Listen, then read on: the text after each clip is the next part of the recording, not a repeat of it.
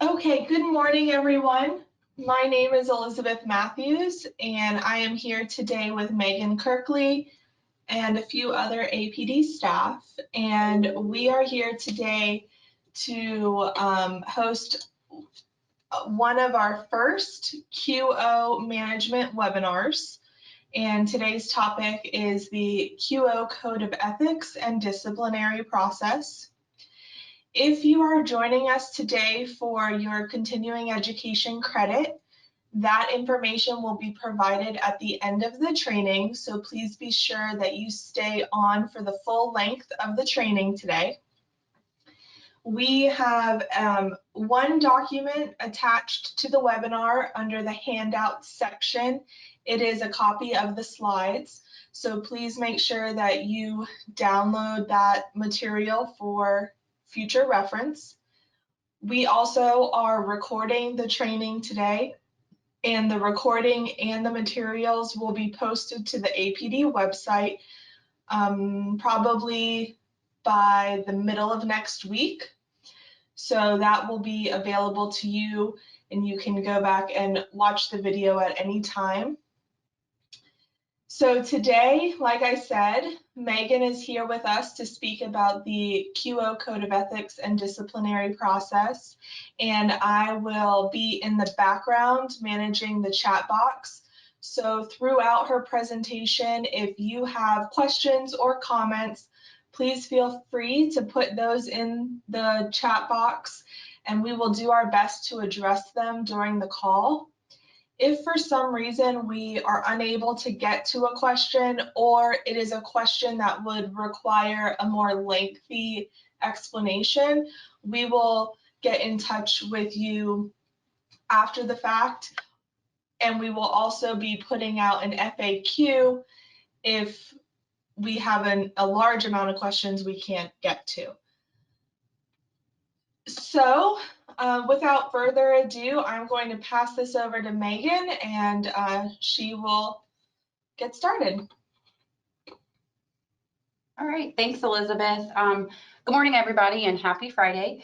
Thank you for joining us. As Elizabeth said, we are going to go over the Code of Ethics and the Disciplinary Process today. With the questions, there is a lot of information that we have to go over today in a short period of time. So as Elizabeth mentioned, if we are unable to get to the questions, we will address them after the presentation. It may take us a little bit to get to them, but we will make sure that we address each of them. So I apologize if that does happen, but I want to make sure that we get through everything, because like I said, there is a lot of information. So we will go ahead and get started.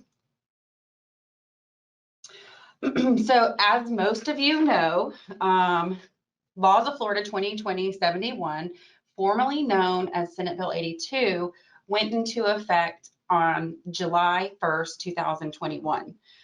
So this new law included several amendments to Chapter 393. Those amendments are focusing on sections related to individuals with developmental disabilities. So that is why it pertains to us. Some of these amendments included updates to definitions, billing information, algorithm, budget.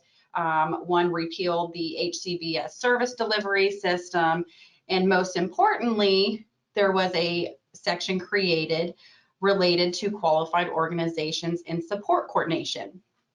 So as you can see on this slide, I just wanted to kind of lay out all of the sections that were affected by this bill, but we are going to primarily focus on the section, the newly created section.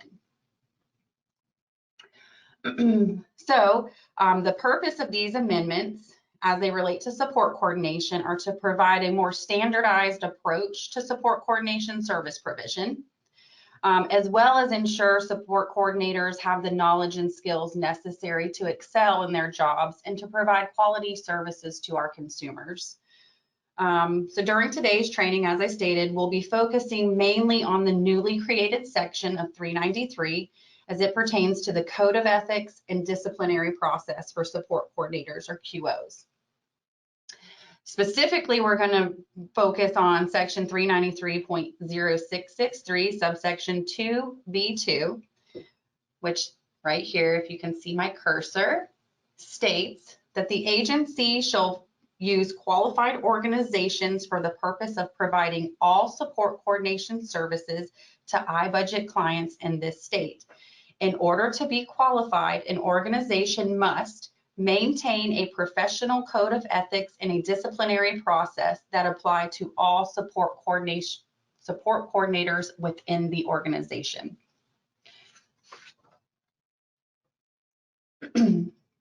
So, as a result of the Chapter 393 amendments, the agency, or APD, we were given the task to develop a rule related to qualified organizations. So we did that. That rule is known as 65G14. And this rule provides regulations and requirements for the operation of qualified organizations, as well as for the agency. The rule includes several sections, as it's shown on this slide, you'll see. However, our primary focus, again, is going to be on the two sections 0041 and 0042, which is the Code of Ethics and the Disciplinary Process. So let's begin with the Code of Ethics.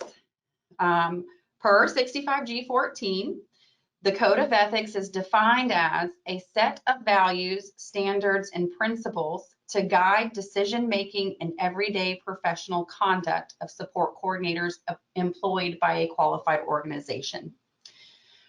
So the responsibilities of a qualified organization per this rule include the development, maintaining, and enforcement of a professional code of ethics. So 0041, which is again the Code of Ethics section of the rule, outlines what must be covered within a QO's Code of Ethics.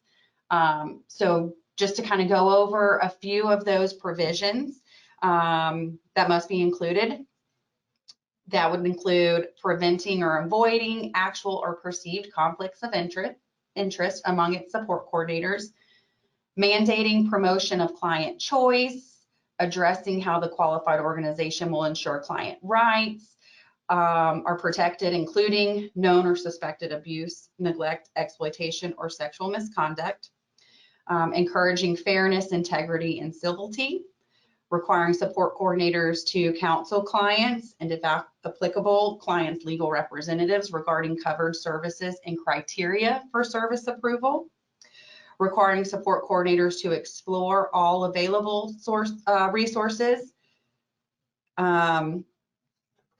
as well as requiring confidentiality and privacy of client information, prohibiting support coordinators from misrepresenting their affiliation with the agency, and of course, addressing support coordinator duties and responsibilities as described in Chapter 393 in the handbook. So I'm going to just slide over. The link that I provided will bring you to this text here. So this is the actual rule. This is the published rule, 65G14. And I just wanted to kind of point out here is the Code of Ethics and the provisions that must be included. So this rule goes through each provision that is required to be included within your Code of Ethics. So if you ever have questions about what needs to be included, refer to this rule. It's like I said, very straightforward and outlined. All right, and I gave the link right here, so you can access that information through that link.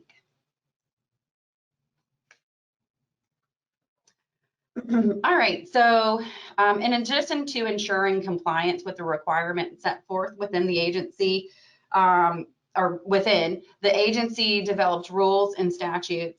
Section 393.0063, subsection 3, requires that the agency develop requirements of the QO for any ethical or professional violation of their support coordinator, and that the agency maintain a database or registry that is accessible to the public and houses these violations.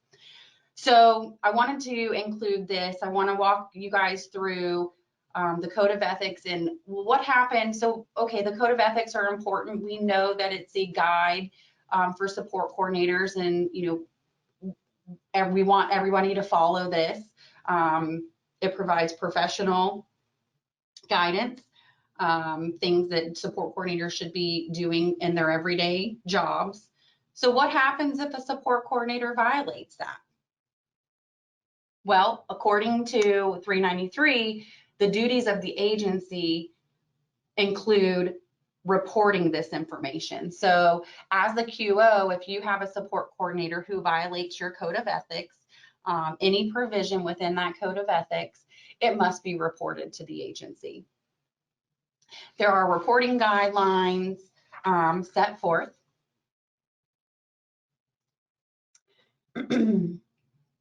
So, excuse me, some of those reporting guidelines are within 65G 14.003. So this goes over what the agency must do, kind of what the QO's responsibilities are in the event the code of ethics is violated by one of their support coordinators.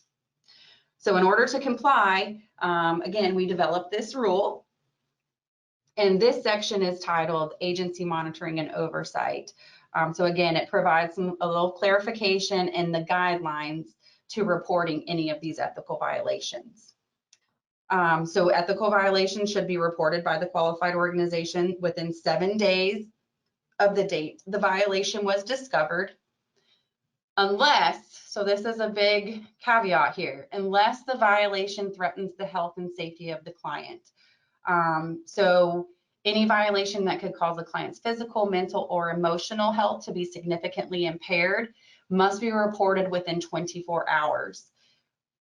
Keep in mind, if that event involved any abuse, neglect, exploitation, we are mandated reporters and must report that to the abuse hotline in addition to doing this type of reporting.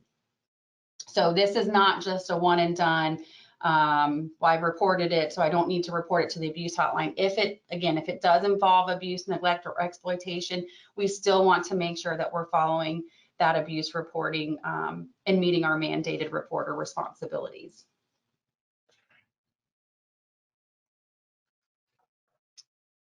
So what are ethical and professional violations? We kind of went over this 2 slides ago. They're pretty much anything that is that violates the qualified organization's code of ethics. I've listed, the rule outlines a lot of this information. Here you'll see a long list of what these violations can encompass. So again, they're outlined within the rule. They can be found within section 003 of the rule. So that was the previous slide. As well as within the QO's code of ethics. So there may be things that are outlined within the rule there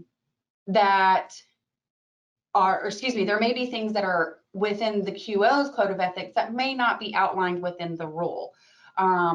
The QO does have a responsibility to ensure that everything within the rule is outlined. But if they want to add some things to their code of ethics, if they say, it doesn't, what the requirements are listed here, I think that we need to go above and beyond. We need some additional requirements. We want our support coordinators to be, over the top. And they may want to add some other provisions, which is completely fine. They just have to keep in mind that if any of those provisions are violated, they would have that responsibility of ensuring that they're reported.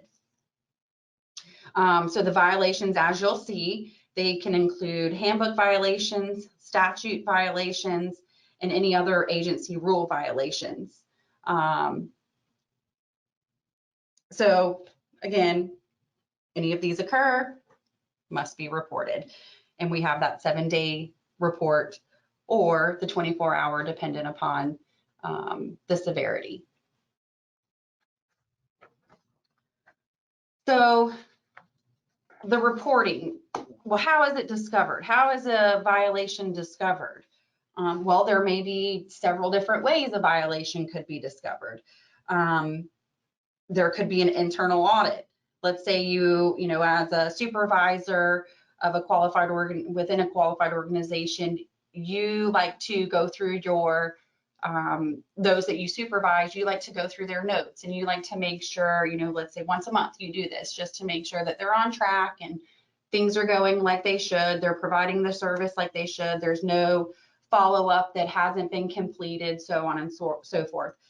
Within that audit, you may find something that is a violation. So in that instance, you would need to report that to the qualified owner or qualified organization owner, and take the proper steps to make sure that violations were reported. There could be a consumer notification. So, you know, you may get, the qualified organization may receive a call from a consumer, you know, informing them of an event that occurred. And after listening to it, you've determined that that is an ethical violation, an ethical or professional violation committed by that particular support coordinator. A consumer could call the agency. You know, they may call APD and report information to APD. And we may take a look at it and say, oh, well, you know, this could be considered an ethical or professional violation, in which event the agency would then call the qualified organization, which kind of leads us to that last bullet point of agency notification. An agency notification may not come from a consumer or a parent, or it may just be something where the agency happened to be looking through a record and found something. Again, the parent or guardian notification, same kind of thing. A parent or guardian could contact the QO, they could contact the agency. You could have a provider contact the QO reporting you know, some issues with the support coordinator. Despite the way in which a QO is alerted or discovers this violation, it must be reported. So the way in which a violation is discovered has no bearing on whether or not it needs to be reported. A violation must be reported, period.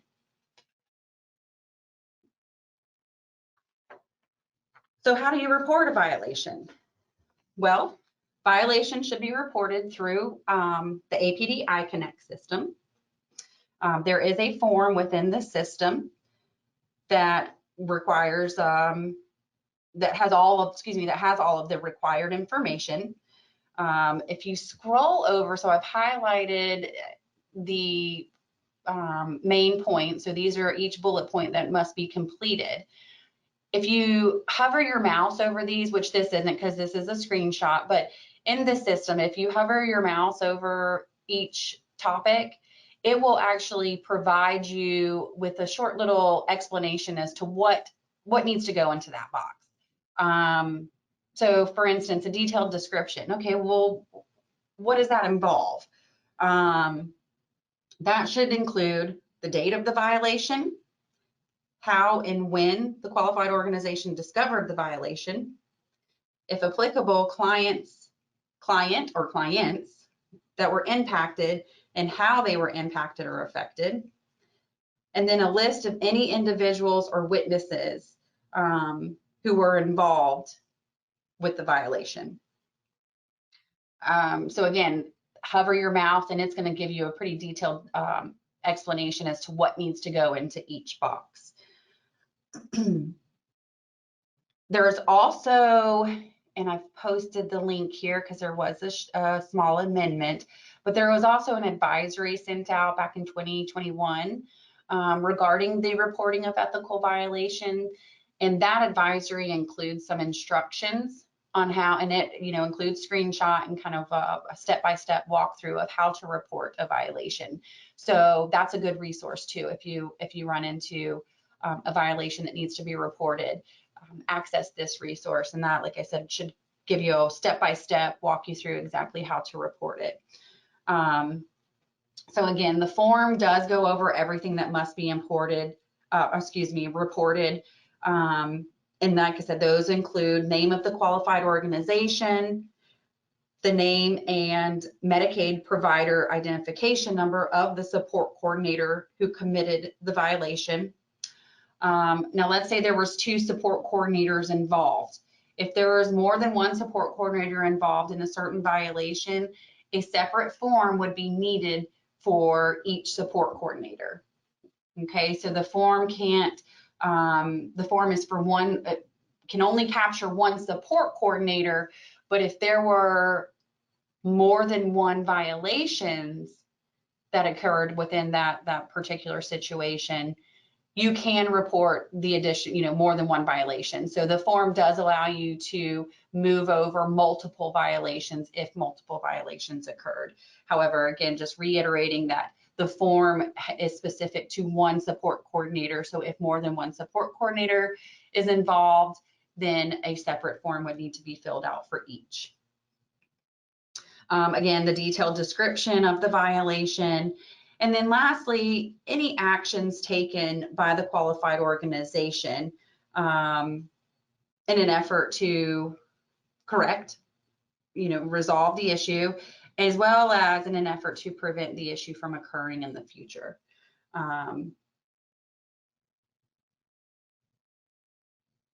If you have, let's say you have a support coordinator and you're wanting them to go back through some additional training. That's fine. That's great. Perfect. Course of action, I think.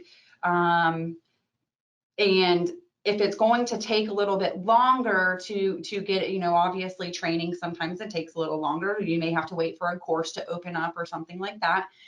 That's fine. In your description as to what actions were taken in an effort to correct the issue, just be sure that you put in there, where, mandating the support coordinator to go back through APD iConnect training. And we've given the support coordinator, 2 months to do so. So by March 3rd, this support coordinator should have all of the trainings, who should have retaken all of those trainings and have completed that requested corrective course of action.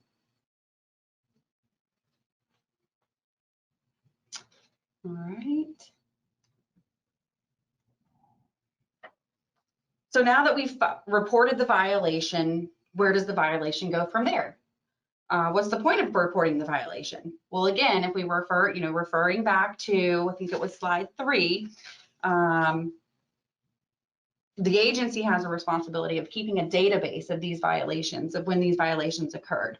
So what the agency developed was this WSC scorecard database.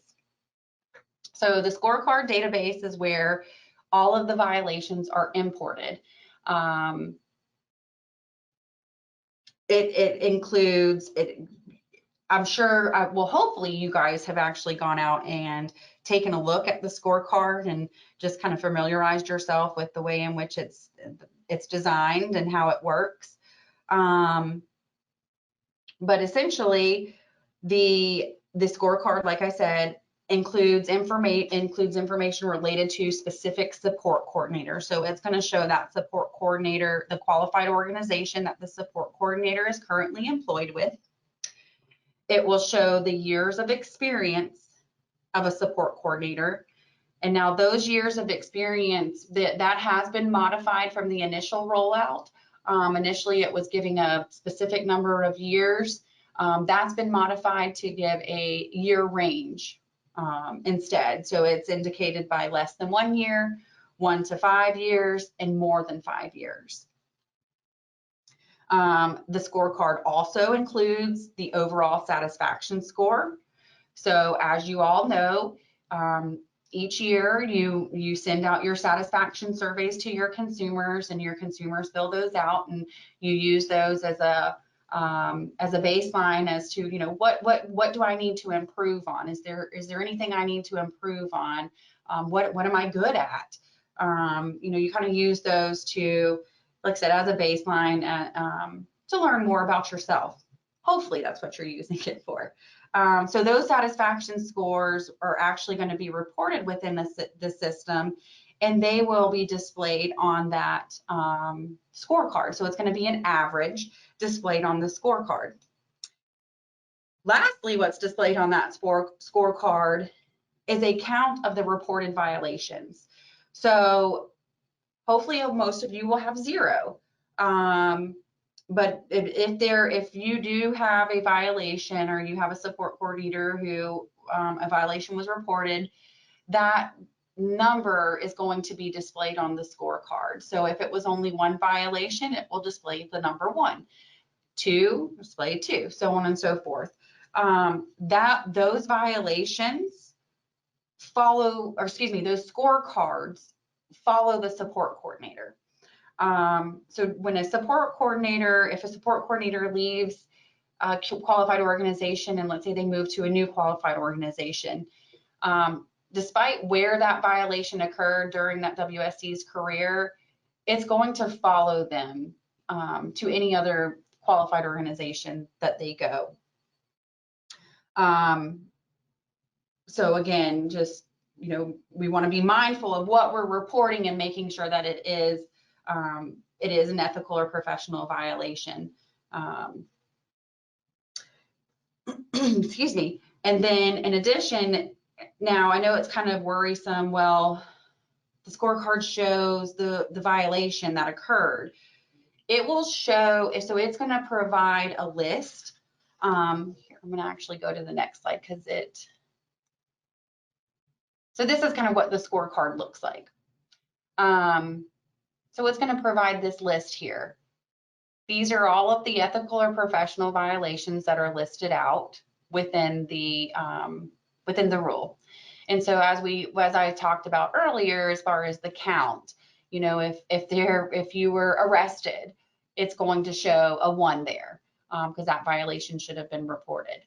As far as the details related to that violation, so as far as what you were arrested for or any of that information, that is not going to be available to the consumers.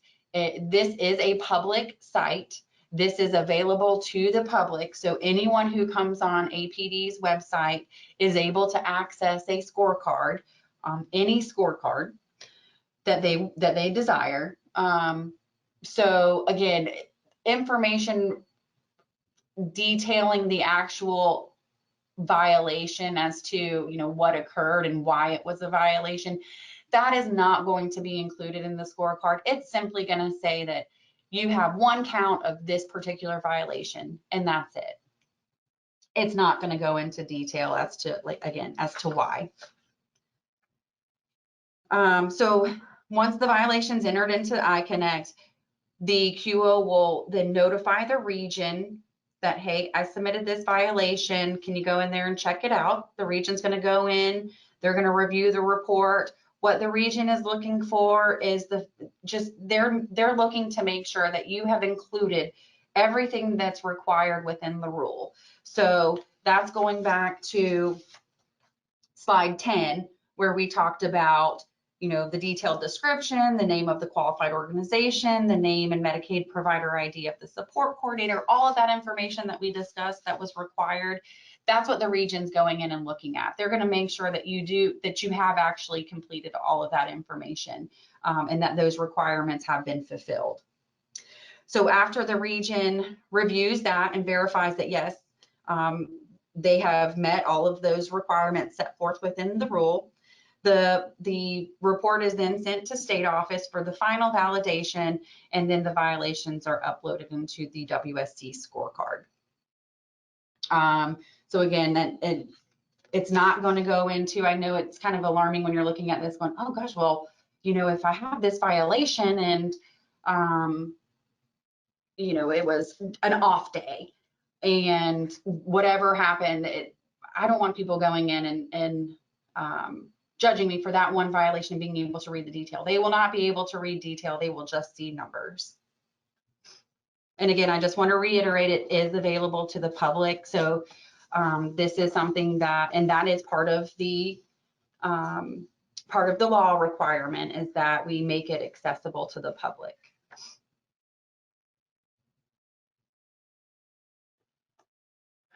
All right, so now that we've kind of gotten through the code of ethics and what that is, and what results from violating that code of ethics, let's move forward with the disciplinary process.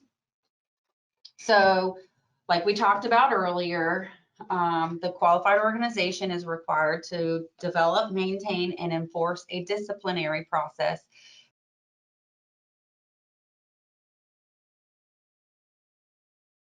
that is applicable to all support coordinators within their QO. So section 0042 of Rule 65G14 provides information related to the disciplinary process requirements. The rule requires that the disciplinary process be readily available to all, to all support coordinators within the qualified organization, and that the support coordinators review the process with their consumers on an annual basis, or as as requested by the consumer or the consumer's legal representative. It goes on to further state that the failure of the qualified organization to enforce the disciplinary process will result in disciplinary action against the qualified organization. So that just, kind of means, hey, you develop this disciplinary process, but if you don't enforce it, then at that point, the agency would have to step in and certain action could be taken. And some of those actions could be a corrective action plan or plan of remediation. They could be a fine. It could be a moratorium. The rule actually provides a chart, a disciplinary chart that kind of outline what some of those possible actions could be. But we won't have a problem with that because we're all going to make sure we develop, maintain, and enforce. The disciplinary process will be reviewed by the agency at the time of the application. So I know most of you, or all of you, have probably already gone through the application process. You're an established QO, so you have a disciplinary process that has already been reviewed and approved by the agency. So there are certain components that have to be included in a disciplinary process. I'm going to get to those on the next slide. But I also wanted just to say that if a QO updates their disciplinary process at any time, they must send a copy of that updated process to their home region for review and reapproval. And just so we can also store that within the qualified organization's file.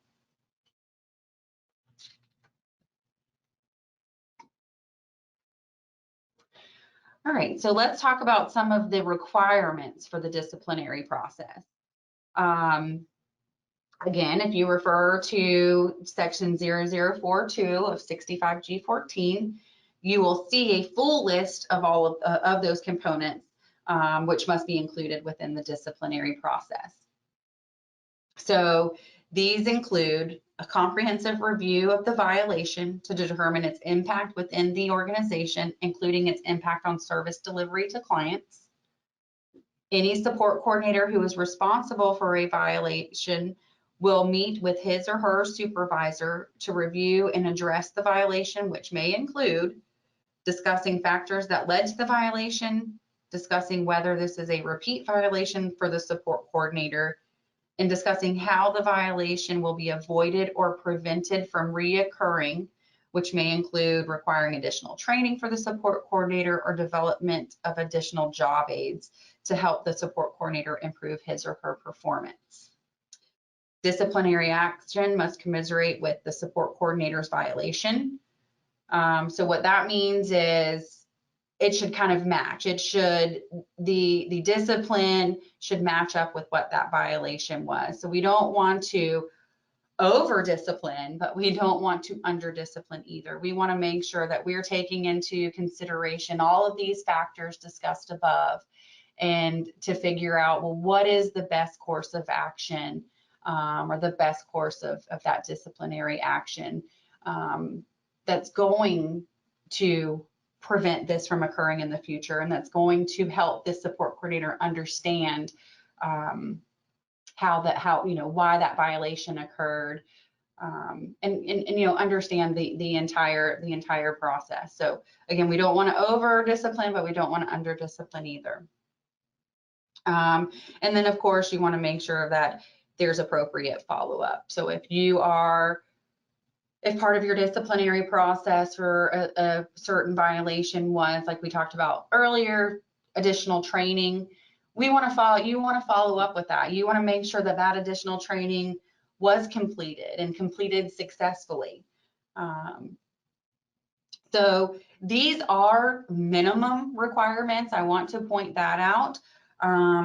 These are just the requirements that are set forth within the rule. So these are the requirements that must be within the disciplinary process. However, this does not limit the QO. The QO, as long as all of these are included within this disciplinary process, the QO may choose to expand on these components, which is great. That's fine. Whatever works for that QO, it's great. That we want to give you guys the ability to form your own kind of process, but we want to make sure that these components are included.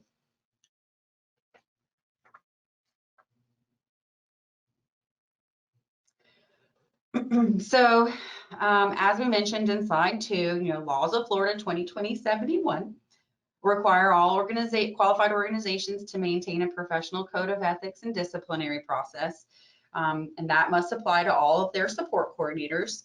So now that we've kind of reviewed both the code of ethics and the disciplinary process and kind of what those should include, I wanted to take a little bit of time to talk about how these two things work together.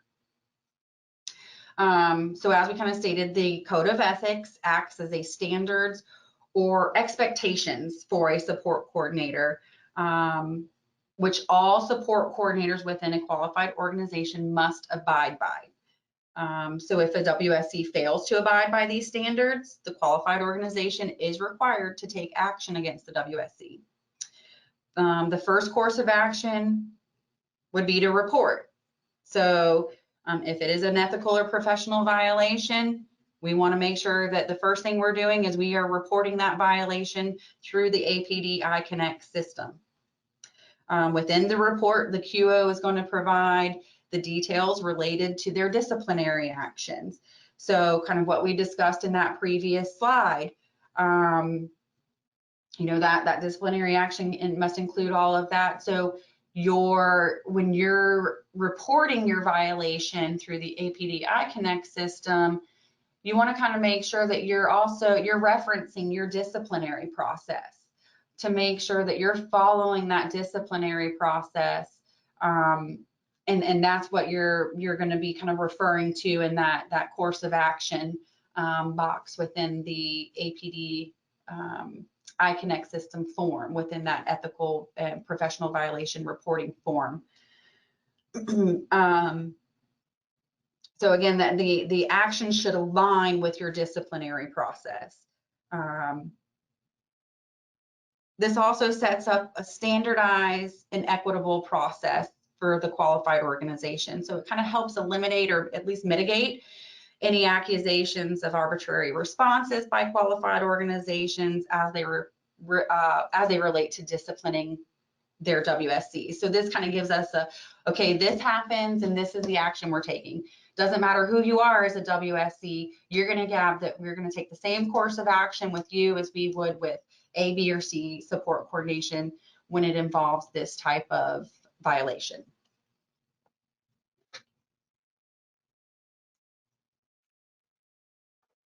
So I know there are a lot of elements that are required within both the code of ethics and the disciplinary process. I'm sure a lot of you are, luckily we're kind of past that. Each of you, like I said, are already established qualified organizations, so should already have these two documents in place and approved. But I know, I'm sure during the development, it could have been, it's extremely overwhelming. And when you're looking at it, and even the follow-up now with, okay, well, those two documents are in, and now,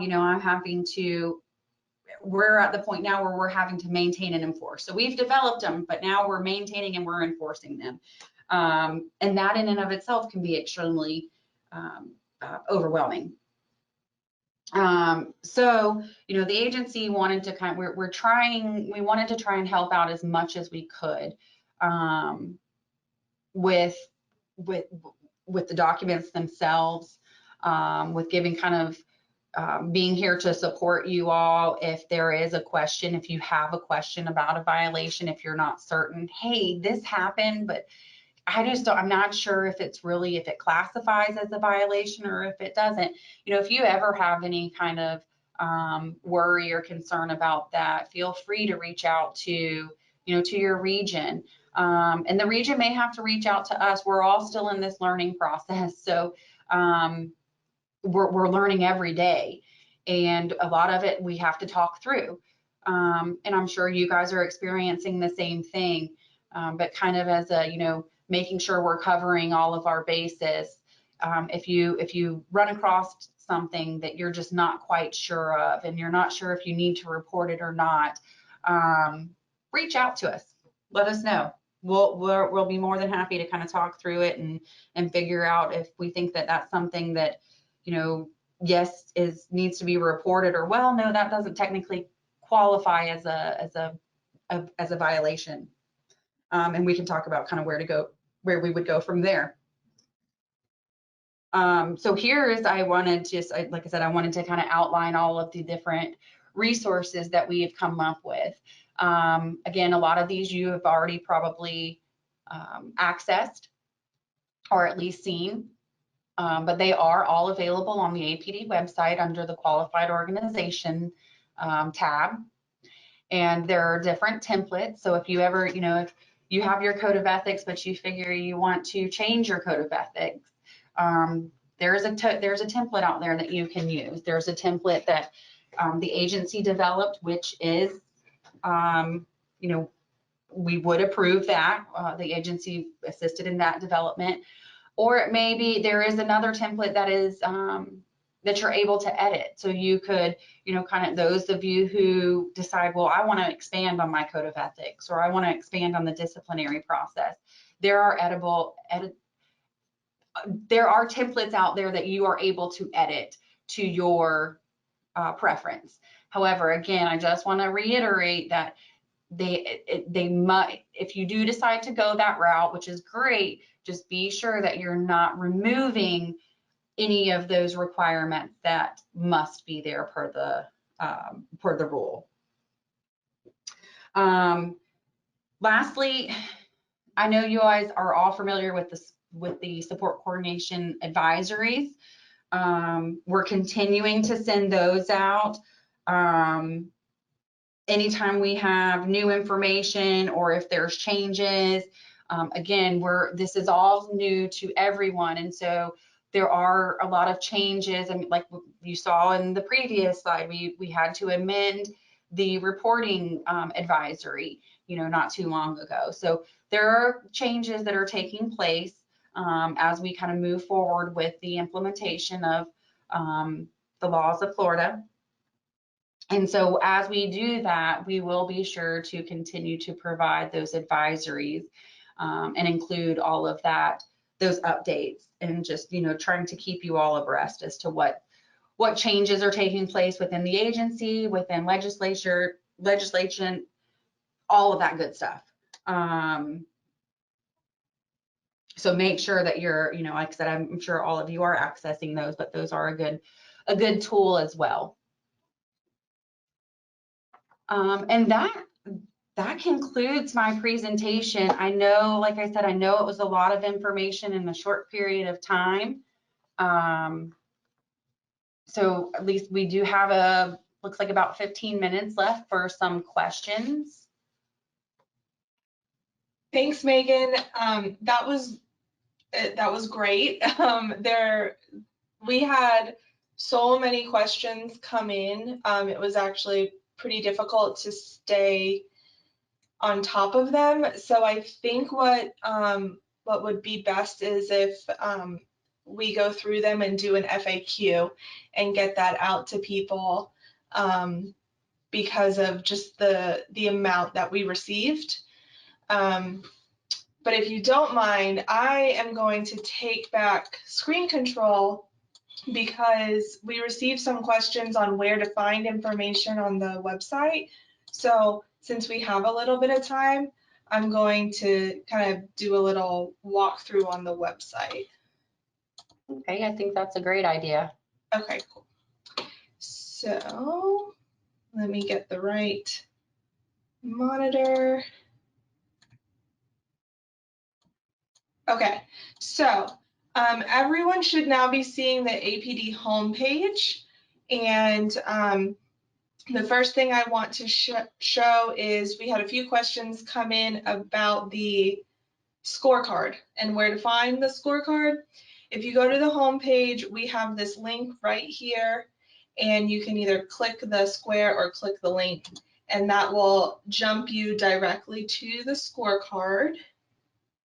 And then you can start your search that way. So if you have questions about what is on your scorecard or your coworker's scorecard, that's how you can search straight from the home page.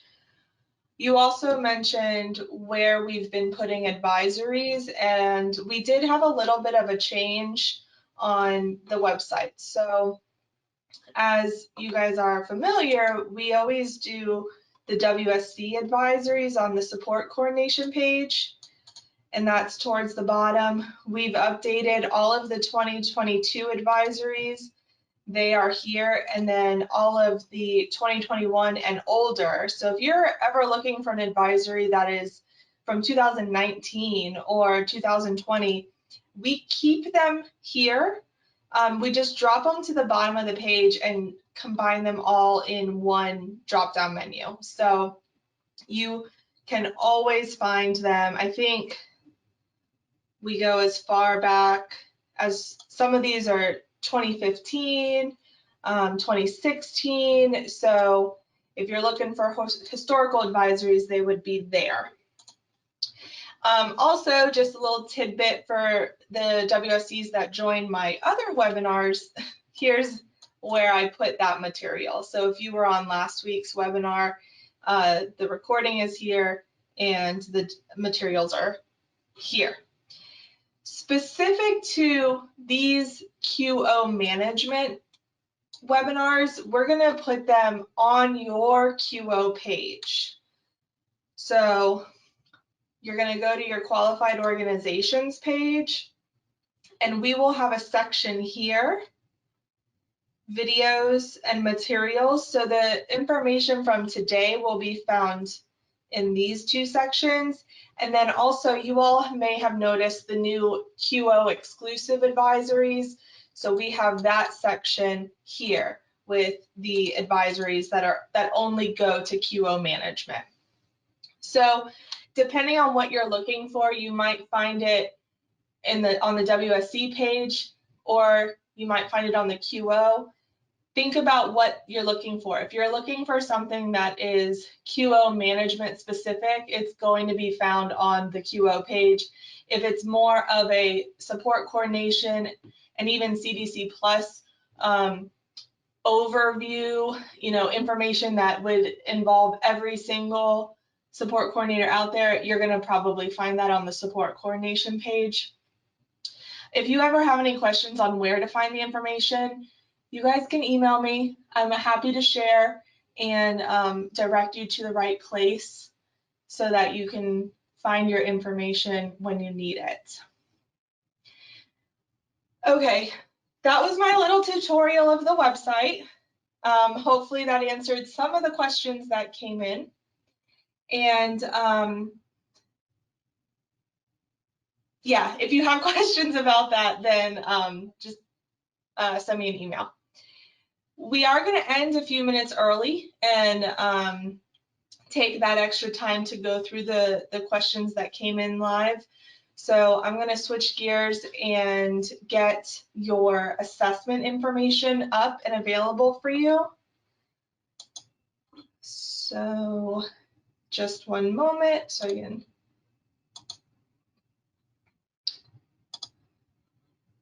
Okay, so if you are joining for the assessment, Here's the information for those that join for my WSC's trainings. It's going to be exactly the same. So today I updated the assessment. It is available now. Normally, you guys know I started at 11, but since we're ending early, the assessment is open now, and it is available until 5 p.m. today. You will get an automated email from GoToWebinar with all of this information in the email at noon. So if for some reason the link that is in the chat box can't be copied and pasted, because I've heard from some people they've struggled with that, just know it's going to come to your email box at 12 o'clock. And I just put it in the chat box, so take a look and see if you can grab it from there. To receive your credit, every person has to individually take the test.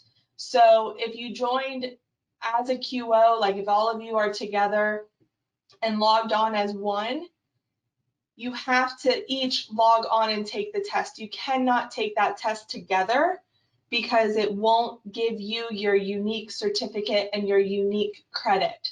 So make sure you carve out some time this afternoon. It's the 8 questions, 75% or higher gets you your credit. It should not take you long to get the test done, maybe 15 minutes tops. So just make sure you have that time available in your day, because the test does not reopen. At 5 o'clock, the test closes and it is done. So you have almost, or about 4 hours. Yeah, 5 hours. Doing elapsed time in my head very quickly is difficult, to get it done this afternoon. Again, at the conclusion of your test, you will get it scored and your certificate is available immediately after, but it does automatically send to your email address. You can download it from the website, or you can grab it from your email once you get that auto email. And on that certificate, it will have your name and the score you got, and if you earned credit or if you did not earn credit. So I think that's it when it comes to the assessment. If you have any questions, feel free to send me an email and I'll do my best to help. Oh, you have one chance to take the assessment. It does not let you take it multiple times.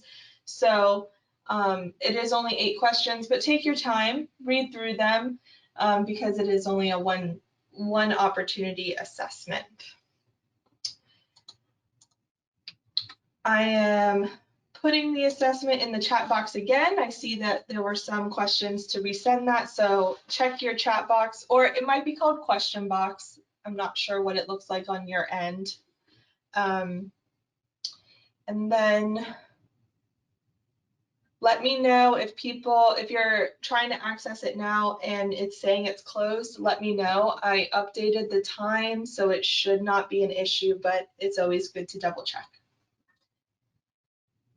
Okay, so that's it for me.